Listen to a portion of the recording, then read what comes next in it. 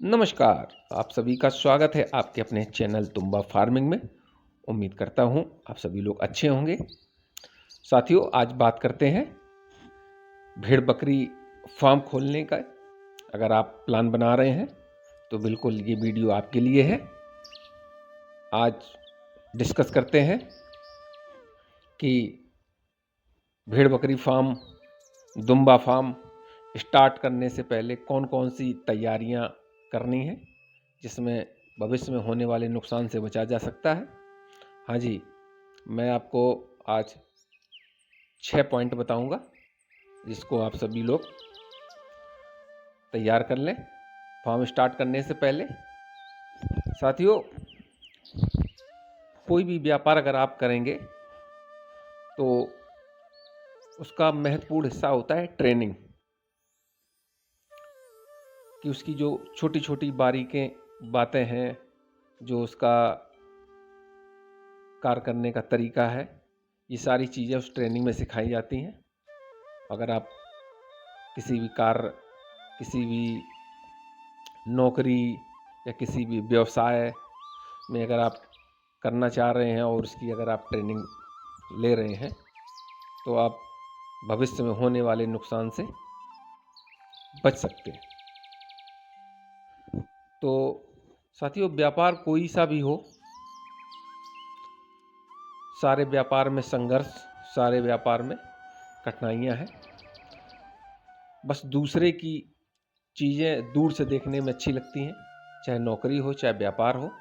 अगर आप उसको देख रहे हैं कि फला फला इंसान सुबह इतने टाइम निकल जाता है और शाम को बाबू बन के वापस आ जाता है और बहुत पैसा छाप रहा है, तो ये दोस्तों दूर से देखने में अच्छी लगती हैं। अगर आप उसको स्टेप बाय स्टेप बारीकी से देखेंगे, उसके व्यापार में घुसेंगे या उसकी नौकरी को, व्यापार को पास से देखेंगे, तो आपको उसकी ज़मीनी हकीकत समझ में आएगी कि वो कितना संघर्ष कर रहा है। तो दोस्तों, मेन मुद्दे पे बात करते हैं। अगर आप भेड़ बकरी फार्म, दुम्बा फार्मिंग या डेयरी फार्मिंग कुछ भी आप करने का प्लान बना रहे हैं तो कुछ अहम बातें हैं जिसको आप ध्यान में रख के कार्य करें। तो साथियों, नंबर 1 पे, पहले नंबर पे बात करते हैं कि अगर आप ये फार्मिंग का कार्य करना चाह रहे हैं तो कहीं ना कहीं आप सरकारी जो ट्रेनिंग संस्थाएं हैं वहाँ से आप सबसे पहले ट्रेनिंग लें और कोशिश करें कि 1-2 जगह से, अलग अलग जगह से ट्रेनिंग ले लें। सरकारी संस्थाएं हों तो उससे ले लें, या प्राइवेट संस्थाएं हैं जो कुछ लोग फार्म खोले हैं वो भी ट्रेनिंग दे रहे हैं, तो उनसे आप ट्रेनिंग ले लें। अगर ये दोनों व्यवस्थाएं आपके आसपास नहीं बन पा रही हैं तो कोशिश करें कि आप अपने आसपास जो अच्छे आपके फार्म रन कर रहे हैं तो उन पे आप जाकर 1 हफ्ते 10 दिन वहाँ पे समय दें, उनसे ट्रेनिंग ले लें। तो ट्रेनिंग अगर आप ले लेते हैं तो आप कुछ बड़ी समस्याओं से बच सकते हैं। आपके होने वाले जो नुकसान हैं उससे आप बच पाएंगे। साथियों, जो फार्म से आप ट्रेनिंग लें, जो प्राइवेट फार्म है या जो संस्थाएं हैं, तो वहाँ भी आप एक चीज़ देखें कि जिस फार्म पे बच्चे हों, स्वस्थ बच्चे हों, बच्चों की संख्या अच्छी हो, तो उसी फार्म पे आप ट्रेनिंग लें। क्योंकि जिस फार्म पे बच्चों की संख्या कम है, वो बच्चे बचा नहीं पा रहे हैं, तो वो सफल फार्म नहीं है। जब वो खुद नहीं बच्चे बचा पा रहे हैं तो आपको क्या जानकारी देंगे। तो ये चीज़ का थोड़ा सा ध्यान रखें, दिमाग में रख के चलें ये चीज़। दूसरा पॉइंट ये है कि साथियों, कि फार्म स्टार्ट किस मौसम में किया जाए। सर्दी में किया जाए, बरसात में किया जाए, गर्मी में किया जाए, तो ये भी एक चुनौती का सामना करना पड़ता है कि किसी भी मौसम में अगर आप फार्म खोल रहे हैं तो ये आपके लिए थोड़ी सी समस्या बन जाएगी। वैसे सबसे अच्छा जो मौसम है वो फरवरी से स्टार्ट हो जाता है। फरवरी, मार्च, अप्रैल, मई तक आप फार्म खोल लें इस मौसम में, तो आपको कोई परेशानी नहीं होगी, बहुत अच्छा समय है ये। इसके बाद फिर बहुत ज़्यादा गर्मी हो जाती है, गर्मी के बाद फिर बारिश स्टार्ट हो जाती है। तो कोशिश करें कि इन दिनों में आप फार्म स्टार्ट कर लें। नंबर तीसरे पे आते हैं कि साथियों शेड।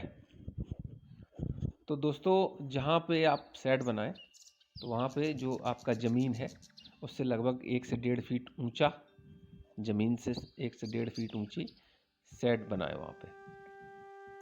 क्योंकि हम लोग फार्म किसी भी मौसम में फार्म स्टार्ट करते हैं या शेड बनाते हैं तो उस टाइम थोड़ा सा बारिश उस टाइम नहीं होती है, और जब बारिश होती है कभी कभी सीजन में बारिश इतनी ज़्यादा हो जाती है कि अंदाज़ा नहीं लगा पाते हैं कि पानी कहाँ तक आ जाएगा। और फिर अगर आपने प्लेन जगह पे फार्म बना दिया तो फिर पानी आपके शेड के अंदर आ जाएगा, जानवर आपके पानी में रहेंगे तो फिर आपके लिए प्रॉब्लम हो जाएगी। तो कोशिश करें कि जो मेन ज़मीन है उससे लगभग 1.5 फीट ऊंचा शेड बनाएं, वहाँ से इतनी मिट्टी भर लें कि आपका जो पानी यानी कितना भी बरसे आपके शेड में ना पहुँच पाए। और दोस्तों आपने भी बहुत वीडियो देखे होंगे, कुछ लोग कहते हैं कि शेड में कम पैसा लगाएं, जो पैसा लगाना है वो जानवरों पे लगाएं, उनके खाने पे लगाएं। बिल्कुल मैं उनकी बात से सहमत हूँ, लेकिन इतना कम सस्ता शेड भी ना बनाएं कि पूरे साल आप उसी शेड में उलझे रहें। इतना मजबूत ऐसा शेड बना लें कि तीनों मौसम आपके झेल जाए, सर्दी, गर्मी, बरसात, आंधी, तूफान। तो इतना भी उसमें बचत ना करें कि धीरे धीरे वो आपको बहुत महंगा पड़ जाए। उसी को बनाते रहें, बिगाड़ते रहें। तो एक बार सोच समझ के अपना पैसा इन्वेस्ट करें उसमें, और ऐसा शेड बनाएं जिसमें आपका जानवर, उनके बच्चे सुरक्षित रहें, जंगली जानवर। क्योंकि शेड जो बनते हैं लगभग वो खेतों के आसपास या वैसी खुली जगह में बनते हैं, तो वहाँ तो इतना सेपरेट आप कर लें कि कुत्ते हैं और जंगली जानवर हैं, चोरी होने से, इन चीज़ों से आपके जानवर, छोटे बच्चे बच जाएं। अब तीसरी इम्पोर्टेंट जो बात करते हैं साथियों, चौथे पॉइंट पे आते हैं कि आहार प्रबंधन क्या होना चाहिए। हाँ साथियों, इसमें एक जो शेड में महत्वपूर्ण बात याद आ गई कि जो शेड आप बनाएं तो कोशिश ये करें कि शेड के आगे या तो बरामदा हो, या शेड जो आपके हैं ऐसे 2 बना लें कि जिसमें एक जानवर आपका रात में आके बंद हो जाए और सुबह उसको वहाँ से निकाल के दूसरे बाड़े में कर दें, दूसरे शेड में कर दें। तो ये आपका इसकी सफाई कर दें और इसको बंद कर दें, तो ये पूरे दिन इसको मौका मिल जाएगा सूखने के लिए। और जो आपके जानवर हैं वो किसी दूसरे उसमें शेड में जाके वहाँ पे चारा खाएं, या जो कमरा आप बनाएं या जो टीन डालें उसके आगे एक 10 फीट की टीन ऐसी डाल दें जो उसको बारंदा टाइप का बन जाए। कहने का मतलब ये है कि जहाँ आप रात में जानवर बंद करें तो वहाँ पूरे दिन उसको बंद कर दें, तो साफ़ सफाई कर दें, तो उसको पूरे दिन सूखने का मौका मिल जाए। क्योंकि जहाँ जानवर पूरी रात रुकता है तो वहाँ यूरिन करता है, वो गीला हो जाता है। अब जो इस समय का मौसम चल रहा है सर्दी का, धूप नहीं निकल रही है 1 महीने से, तो यहाँ पे अगर उसी में 24 घंटे जानवर रहेंगे, फिर उसी में रात में भी रुकेंगे, उसी में दिन में भी रुकेंगे, तो वो फिर जगह गीली हो जाएगी और फिर वो निमोनिया का खतरा हो जाता है वहाँ पे। तो कोशिश करें कि ऐसे 2 टीन सेट डाल दें जिसमें एक में जानवर रात में रुक जाए, उसको सुबह वहाँ से निकाल के दूसरी जगह शिफ्ट कर दें, वो बाड़ा बिल्कुल सूख जाए आपका। मेरा भी ऐसा नहीं बना है, मैं भविष्य में कोशिश करूँगा कि इसी प्रकार ऐसे तैयार करूँ जिसमें 10-12 फीट का बरामदा हो। और बरामदा भी जो दूसरा हिस्सा बनाए वो भी ऐसा होना चाहिए कि जानवर को डायरेक्ट ठंडी हवा ना लगे, सीधी गर्म हवा भी ना लगे गर्मियों में उसको, और बारिश में पानी से बच जाए। तो इतनी 2 व्यवस्थाएं आपको आगे से करके चलनी है, तो आप आगे परेशान नहीं होंगे जाके। अब चौथे पॉइंट पे आते हैं साथियों, चारा प्रबंधन। अब साथियों ये मुख्य पहलू है। जिन भाइयों के पास चराई की जगह है वो तो अपने जानवर जंगल में जाके चरा लेते हैं, और कुछ स्थानों पे साथियों अब चराई की जगह ख़त्म हो गई है जहाँ पे फार्म बने हुए हैं, तो उनको हरा चारा और सूखे चारे की दोनों की व्यवस्था करनी पड़ेगी। अगर आप हरा चारा कर लेते हैं, और हरा चारा कम से कम 2 प्रकार का तब भी करें, तो एक सीजनल चारा कर लें आप, और एक आप नेपियर लगा लें, तो उसमें आप सूखे चारे की आपकी बचत हो जाएगी और जानवरों का डाइजेशन पाचन तंत्र अच्छा रहता है हरे चारे से, और उनको जो विटामिन्स हैं मिनरल्स हैं वो उससे मिल जाते हैं, पानी की पूर्ति हो जाती है। तो ये आप व्यवस्थाएं कर लें। और जहाँ पे सूखे चारे का गोदाम बनाएं उसको भी ज़मीन से लगभग 2 फीट ऊंचा बनाएं, वहाँ पानी ना पहुँचे, तो आपका जो भूसा है वो बर्बाद ना हो। तो ये थोड़ा सा दिमाग में रख के चलें कि जहाँ भी बनाएं थोड़ा ऊंचाई लेके बनाएं। अब साथियों, अगर आपको अच्छा फार्म वैज्ञानिक तरीके से फार्म चलाना है तो आपको दलहनी भूसा, या जहाँ पे कुछ साथियों के आसपास दलहनी भूसा नहीं होता है तो वो अपना पुआल का भूसा या गेहूं का भूसा वो एकत्रित कर लें। अगर अच्छा फार्म आपको चलाना है तो ये इतनी व्यवस्था करनी पड़ेगी।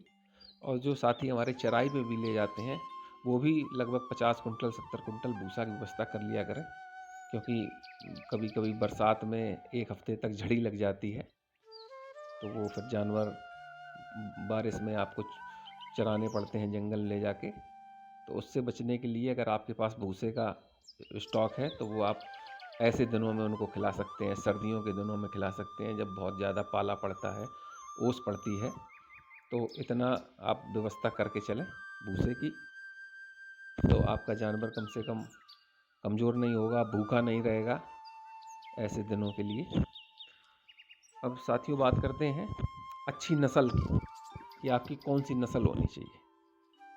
तो साथियों, नस्ल हमेशा जिस भी आप क्षेत्र में काम कर रहे हैं, जो आप आसपास का एरिया है, तो वहाँ की जो नस्ल हो वो आपकी लोकल की नस्ल होनी चाहिए।